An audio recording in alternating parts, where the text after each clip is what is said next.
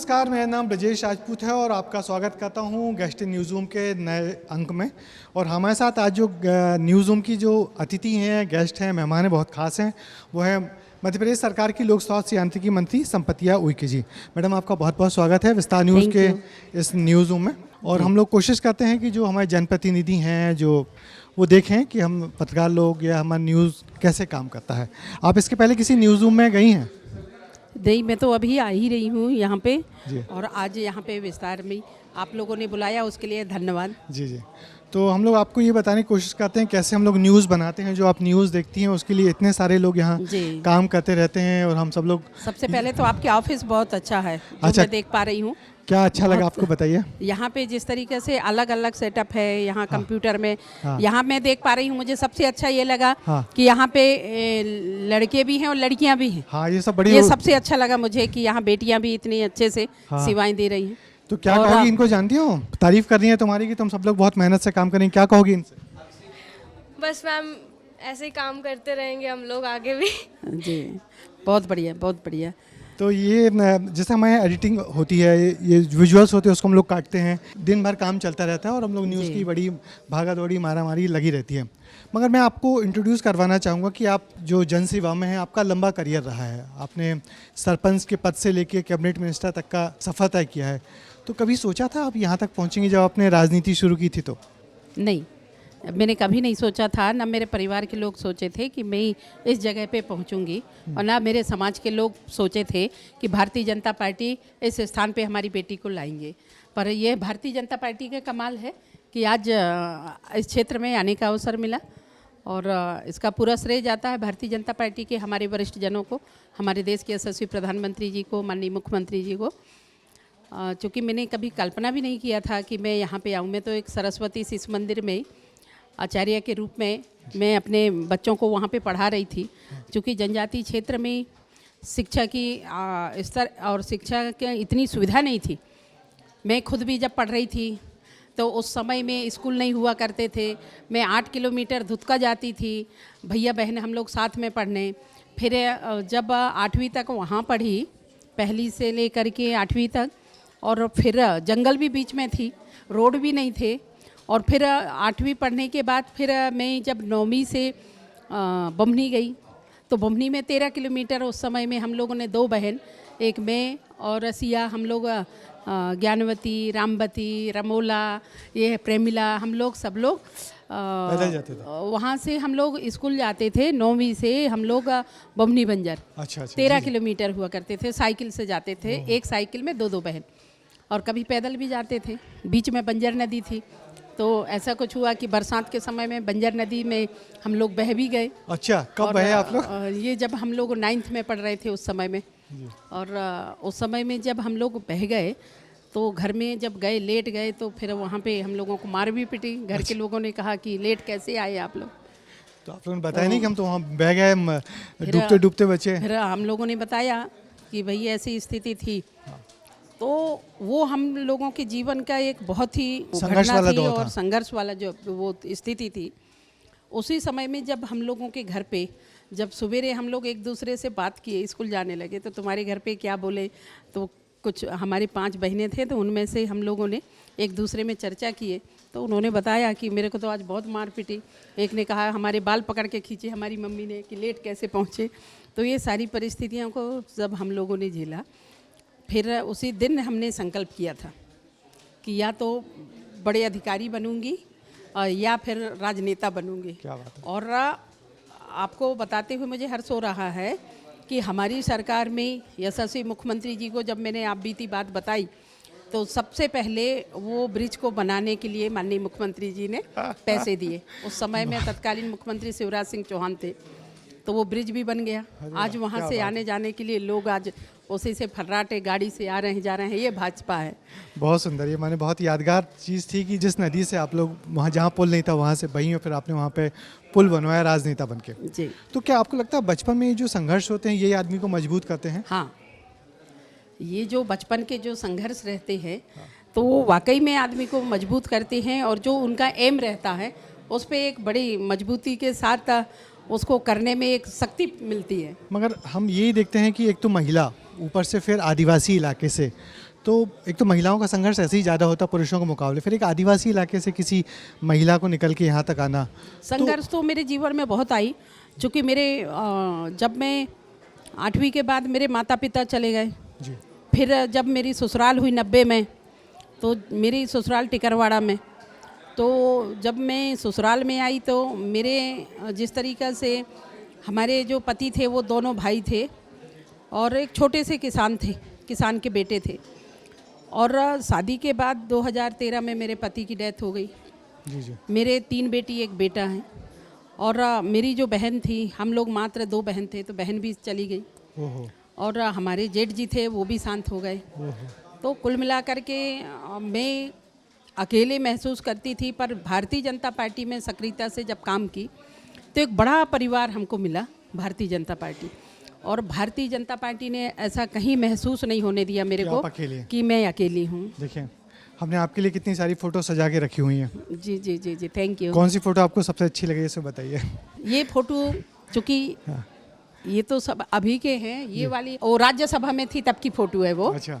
और ये फ़ोटो, ये जो माननीय यशस्वी प्रधानमंत्री जी से जी जी। जब मैं पहली बार 2017 में जब मेरी गठन हुई, तो उस समय में देश के यशस्वी प्रधानमंत्री जी से मैं अपने परिवार के साथ मिलने गई थी, तो तब की ये फ़ोटो है।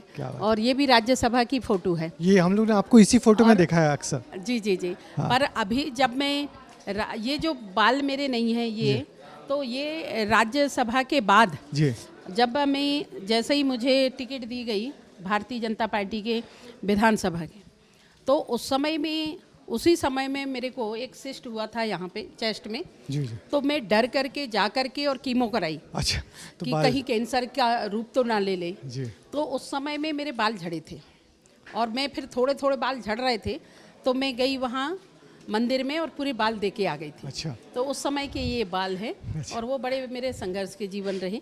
ये नीचे के फोटो भी आपके? ये नीचे की जो फोटो है ये वाली मेरे, ये डांस वाले? मैं, हाँ, आदि उत्सव का अभी कार्यक्रम हुआ था। हाँ। गौरव दिवस, जनजाति गौरव दिवस। जी जी। जनजाति गौरव दिवस के दिन हम लोगों ने नृत्य किए थे। अच्छा। कर्मा, तो जिसमें हमारे 1500 भैया बहनें और गांव के रहने वाले सभी हमारे जनप्रतिनिधि अधिकारीगण सब लोग हम लोगों ने कर्मा नाट्य किए थे। और ये हमारे कलेक्टर हैं, हम सब लोग मिलकर के नृत्य कर रहे थे। क्या बात है, बहुत बढ़िया। नए वाले मुख्यमंत्री साहब के साथ भी आप हैं? ये हमारे माननीय मुख्यमंत्री जी हैं। हाँ। जब हमने अमरवाड़ा में मुझे जिम्मेदारी दिया गया था, तो चुनाव जीतने के बाद, उपचुनाव के लिए, उपचुनाव में, जी जी, तो उपचुनाव जीतने के बाद माननीय मुख्यमंत्री जी का मैं वेलकम की थी, स्वागत। बड़ा कठिन चुनाव था वो तो है? जी, बहुत कठिन था, पर हमारे देवतुल्य कार्यकर्ता सब लोगों का अच्छा सहयोग रहा। और भारतीय जनता पार्टी के यशस्वी अध्यक्ष जी के और माननीय देश के यशस्वी प्रधानमंत्री माननीय मुख्यमंत्री जी जिस तरीके से सबका साथ, सबका विकास, सबका प्रयास, सबका विश्वास लेकर के काम कर रहे हैं, उन योजनाओं का लाभ लेते हुए आज जनता जनार्दन। शिवराज जी के बारे में क्या कहेंगे? शिवराज जी हमारे बड़े भाई हैं। हाँ। और जब मैं राज्यसभा में हमें जब भेजे थे, हाँ, आदरणीय मुख्यमंत्री शिवराज सिंह जी उस समय में थे, तो जब मैं राज्यसभा में जाकर के ओथ लेने के बाद फिर मैं आकर के माननीय मुख्यमंत्री जी को धन्यवाद दी थी।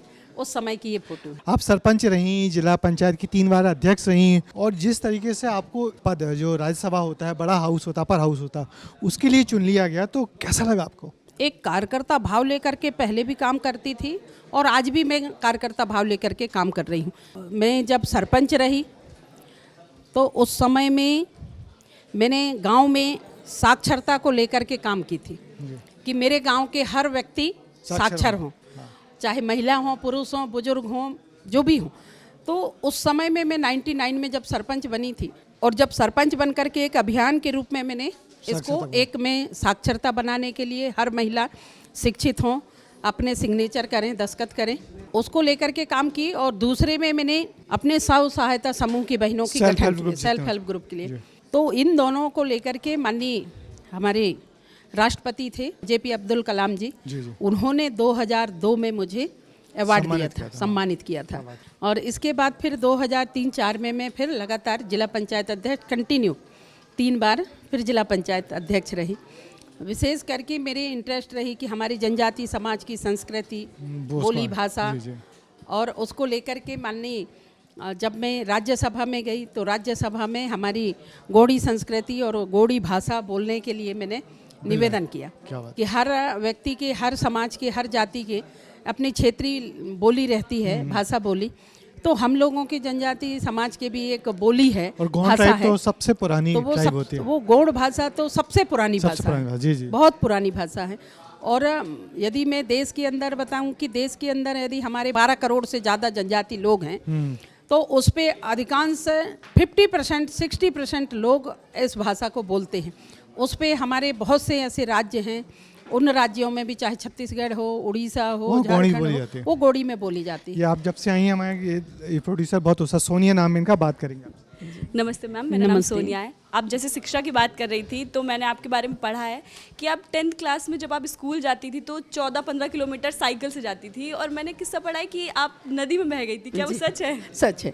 क्या तो किस्सा है सच वो बताइएगा। वो नदी में आज इतना अच्छा पुल बना, और नदी में पुल भी मैंने बनाया, और हमारी सरकार की देन है। सच्चाई है कि उस समय में, आप चूँकि मैं भारतीय जनता पार्टी बिलोंग करती हूँ तो लोग कहेंगे कि भाजपा की बात कर रही है, पर ये सच्चाई है कि जिस तरीके से आज़ादी के बाद दूसरे दल के लोगों ने राज्य किया, पर शिक्षा, स्वास्थ्य के लिए उन्होंने ऐसा कुछ नहीं किया, आदिवासी जनजाति के लिए उन्होंने कुछ नहीं किया।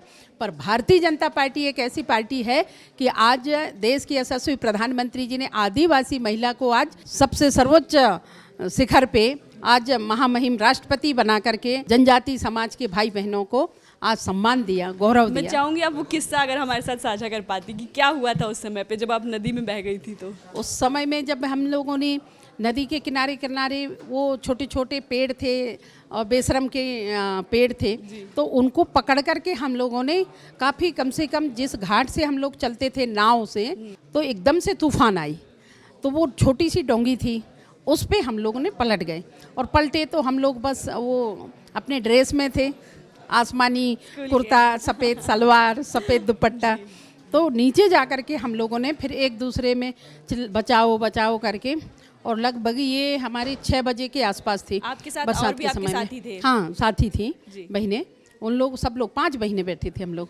और जब भूख लगती थी तो चने के फूटे हम लोग रख लेते थे छत्ते में, और स्कूल जाते समय तो वो सब भी बह गए। चलिए, मगर एक बड़ी बात ये देखते हैं कि मंडला और जिस इलाके से आप आती हैं वहाँ पे, जिसको आप पलायन कह रही हैं, हम लोग मानव तस्करी भी कहते हैं कि वो लड़कियाँ वहाँ से चली जाती हैं, फिर लंबे समय तक गायब रहती हैं। ये एक बड़ी समस्या है, आपकी जानकारी में भी आई होगी। इस पे जो जिस तरीक़े से जनजातीय क्षेत्रों में हमारे पलायन की तो विशेष ऐसी स्थिति आती थी, पर उसको लेकर के हमारे विचार परिवार, हमारी सरकार लगातार काम कर रही है। हर जगह स्व सहायता समूह बना करके उसमें महिलाओं को, बेटियों को जोड़ने का काम की है, और शिक्षा जगत में ज़्यादा से ज़्यादा बेटियों को प्रोत्साहन देने का काम की है, जिसमें बहुत ऐसे अनेक ऐसी योजनाएं बना करके और लड़कियों को भी रोजगार में जोड़ने के लिए, चाहे वो सरकारी संस्था हो, प्राइवेट संस्था हो, चाहे स्व सहायता समूह के माध्यम से हो, व्यवसाय बिजनेस के माध्यम से हो, जोड़ रहे हैं। पर जो आप बता रहे हैं ये सच्चाई है कि जब आज़ादी के बाद ये सारी योजनाएं यदि उस समय में संचालित हो जाती तो हमारी बेटियां बाहर नहीं जाती। और आज की स्थिति में तो ये है कि बहकावे में जाती हैं या रोजगार के लिए जाती हैं? रोजगार के उनको लोभ लालच देते थे कि हम आपको नौकरी लगा देंगे, और नौकरी के कारण बेचारे वो लोग जाते थे, हम इतने पैसे दे देंगे, आपको हमारे कंपनी में काम करनी होगी। तो उसके कारण से वो चली जाती थी। पर हम लोग जब देखे तो ये पूरे हमारी सरकार ने हर ज़िले में एक ग्राम पंचायतों में रजिस्टर रखा गया, और ग्राम पंचायत में रजिस्टर रखने के बाद जो भी गांव से बाहर जाते हैं तो उसके बराबर एंट्री होती है। अच्छा। और अब वो व्यवस्था अब वैसी नहीं रह गई। अब भाजपा की सरकार ने बहुत पारदर्शिता से लोगों को, यदि कोई ले जा रहे हैं कोई कंपनी वाले, तो उनका पूरा एड्रेस, कहाँ ले जा रहे हैं, कितने काम कराएंगे, कौन सा काम कराएंगे, कितने घंटे काम इनका सेवाएं लेंगे, ये सारी चीज़ें। ये हमारे ब्यूरो चीफ हैं अंचल जी, आपसे कुछ पूछेंगे। मैडम, मैं आपसे ये जानना चाहता हूँ क्योंकि आप ट्राइबल क्षेत्र से आती हैं और ऐसे में आज आप सक्षम हैं, मंत्री भी हैं, प्रदेश में सरकार चला रही हैं, तो अंतिम पंक्ति में खड़े लोगों को फ्रंट लाइन पे लाने के लिए कौन से ऐसे प्रयास आपके दिमाग में हैं कि करने चाहिए और सरकार को भी और भी उनके उत्थान के लिए करने की ज़रूरत है? क्योंकि जब से भारतीय जनता पार्टी की सरकार बनी, पूज्य अटल बिहारी वाजपेयी, उनको मैं नमन करती हूँ। अटल बिहारी वाजपेयी जी थे, तो जब अंतिम छोर के व्यक्ति को हम फ्रंट लाइन में लाने के लिए, चाहे वो कोई भी वर्ग के व्यक्ति हों जो हमारे जंगल पहाड़ी में रहते थे, उन लोगों को भी इतनी अच्छी सुविधाएं दी प्रधानमंत्री सड़क योजना के तहत पे। और आज सीधे, पहले तो मैंने जैसे कहा कि जब मैं थी तो 90 के शतक में भी कुछ नहीं था, तो उस समय में जब हम लोग जब आते थे तो हम लोग पैदल आते थे यार, कहीं वो साइकिल से आते थे, रोड नहीं हुआ करते थे, कोई ऑटो नहीं होती थी, कोई 4 व्हीलर नहीं चलती थी। फर्राटेदार आज ऑटो चलने लगे, हर गांव में सुविधाएं हो गई, व्हीकल हो गए और पहुंच मार्ग हो गए, तो ये बहुत बड़ी क्रांति है। आपने कहा कि गांव को मुख्य धारा से जोड़ने के लिए, काम करने के लिए, तो हम लोगों के यहाँ पे पहले छोटी ट्रेन लाइन थी, आज वो ब्रॉडगेज हो गया। तो ब्रॉडगेज होने के कारण से आज हमारे महराजपुर तक ट्रेन आने लगी। ट्रेन से आज लोग जबलपुर तक जाने लगे, नागपुर जाने लगे, गोंदिया जाने लगे। पर जिस तरीके से आपने कहा कि आगे और क्या करेंगे, तो आगे मेरी तो यही प्रयास रहेगी माननीय देश के यशस्वी प्रधानमंत्री जी से, रेल मंत्री जी से, मुख्यमंत्री जी से, कि जो ट्रेन जबलपुर में रुकती है ओवरनाइट, इंदौर से जबलपुर जो ट्रेन आती है और आगे मंडला तक चली जाए, वो मंडला तक चली जाए। गोंडवाना ट्रेन चलती है जबलपुर से दिल्ली तक, वो गोंडवाना ट्रेन अपने मंडला से गोंडवाना गढ़ में पहुंच जाए। सही सही। ये श्वेता जी हैं, हमारी आउटपुट की चीफ हैं, ये बात करेंगे। जी कैसी हैं संपत्तिया जी? जी ठीक हूँ। आपकी साड़ी बहुत अच्छी लग रही है। हाँ, अच्छा, आप भी कहाँ से बहुत ली? अच्छी लग रही हैं, आपकी ऑफिस भी बहुत अच्छा है जी। अच्छा, आप मंडला से आती हैं जी। तो आप अपने क्षेत्र का कुछ गीत कोई गुनगुना दें। गीत तो नहीं कह सकती, पर मैं गुनगुनाती रहती हूँ क्षेत्र में जाती हूँ तो, कि ओ हो हाय रे पढ़ेला जाबो रे, बिन पैसा के ज्ञान मिले पढ़ेला जाबो रे। जी बहुत बढ़िया। मतलब ये हुआ कि बिना तो पैसे हाँ, तो पहले तो पैसे देने के बाद भी शिक्षा की उनको शिक्षा प्राप्त नहीं होती थी, पर आज ये स्थिति है कि हम अपने समाज के बच्चों को, गांव के बच्चों को, सबको कहते हैं कि भैया बिन पैसा के ज्ञान, मतलब बिना पैसा का आज हम लोगों को शिक्षा मिल रही है। तो आप लोग पढ़ने जाओ, गांव-गांव में आंगनवाड़ी हैं, प्राथमिक शाला हैं, स्कूल हैं, कॉलेज हैं, तो आप लोग पढ़ो, ताकि पढ़ करके आप अपने भविष्य को बनाओ, नौकरी करो, व्यवसाय करो, बिजनेस करो और अपने परिवार के, अपने गुरुजनों के, अपने मम्मी पापा का नाम रोशन करो। ये अमर हैं, ये भी आपसे कुछ पूछेंगे। प्रणाम, आपको प्रणाम। जी, मेरा नाम प्रणाम। अमर है।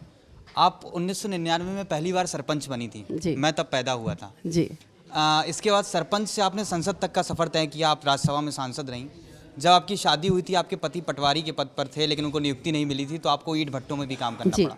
आपने अपने संघर्ष की कहानी बताई कि आप स्कूल जाती थी, नदी में पुल नहीं था, वो पुल आपने बनवाया। जी मैं लोगों की सफलताओं से प्रभावित नहीं होता हूँ, सफलता के पैमाने सबके अलग अलग होते हैं, लेकिन मैं लोगों के संघर्षों से प्रभावित होता हूँ। आपका संघर्ष बड़ा था, वो दौर जब आप संघर्ष कर रही थी और अब आप सफल हैं, आप जो चाहें कर सकती हैं, अपनी सरकार से करवा सकती हैं। कितना बदल गया है जीवन अब। पहले अब आपके पास समय नहीं होता होगा शायद, क्योंकि काम इतना ज़्यादा है कि लोगों से मिल सकें, परिवार से मिल सकें, परिवार को समय दे सकें अपनों से। तब आपको कोई पहचान नहीं थी, अब पूरी दुनिया जानती है, हम आपका इंटरव्यू कर रहे हैं, आप guest in the news room में। कितना बदल जाता है जीवन। उस समय का संघर्ष में आप जैसा कह रहे हैं, आप जैसे अनेक भाई हैं जो उस समय में वाकई में जो आज संसाधन मिल रही है, तो वो संसाधन नहीं हुआ करते थे। और आज स्वास्थ्य, शिक्षा, हर प्रकार की सुविधाएं आज मिल गई।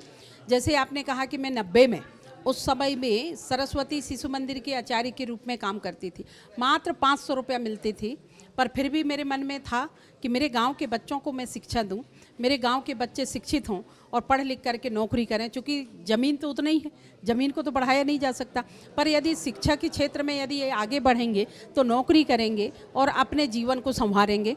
तो मैं 10:30 बजे से 4 बजे तक मैं बच्चों को पढ़ाती थी, और इसके बाद गन्ना के हमने ठेका लेते थे, गन्ना छीलने का। तो वो हम लोगों ने, मैं, मेरी सास, हम लोग गन्ना छीलने के लिए, और मोहल्ला के 2-4 लोग, और तो हम लोग खेत ठेका लेते थे और गन्ना छीलने जाती थी मैं स्कूल में बच्चों को पढ़ाने के बाद। और फिर शाम को हम लोगों ने 5 बजे से 8 बजे रात तक हम लोग गन्ना छीलते थे खेत में। आज भी ये है कि यहाँ से मेरा कट गया ये उंगली, तो पूरा यहाँ से आज भी ये मेरी पूरी ये निशानी है, यहाँ से गन्ना छीलते समय। मतलब संघर्ष बड़ा करें तो उस सफलता समय बड़ी में भी होगी। मैंने मजदूरी की। फिर इसके बाद फिर मुझे लगा कि मेरे को ईंट का धंधा, जो ईंट के काम में जाते थे, पति भी जाते थे, मैं भी जाती थी, और मेरी सास पैर से दिव्यांग थी, तो मैं अपनी सास को साथ में ले जा करके और उनको खेत के पार में बैठा लेती थी और साथ में मेरी अपनी सासू को रखती थी और हम लोगों ने ईंट का काम किया। और फिर मुझे लगा कि हम कब तक दूसरों के यहाँ काम करेंगे, तो मैं खुद अपने जो छोटा सा खेत था उस खेत में हम लोगों ने ईंट बनाया और यही सिर है कि जिसमें ईंट ढो करके, और आज भी वो ईंट बनाने का काम मैं कर रही हूँ।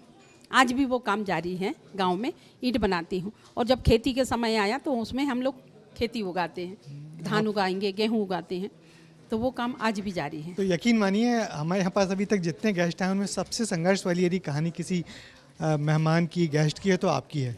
पर संघर्ष करने के बाद कुछ मिलता है तो वाकई में उसकी आनंद एक अलग ही रहता है जी। और जिस तरीक़े से हमने संघर्ष किया और ये मेरा कर्म समझ करके मैंने लगातार काम की और आज उसी के कारण है कि आज भारतीय जनता पार्टी ने मुझे इस स्थान पे लाया और एक कार्यकर्ता भाव लेकर के लगातार मैं काम कर रही हूँ। पहले भी करती थी, आज भी कर रही हूँ।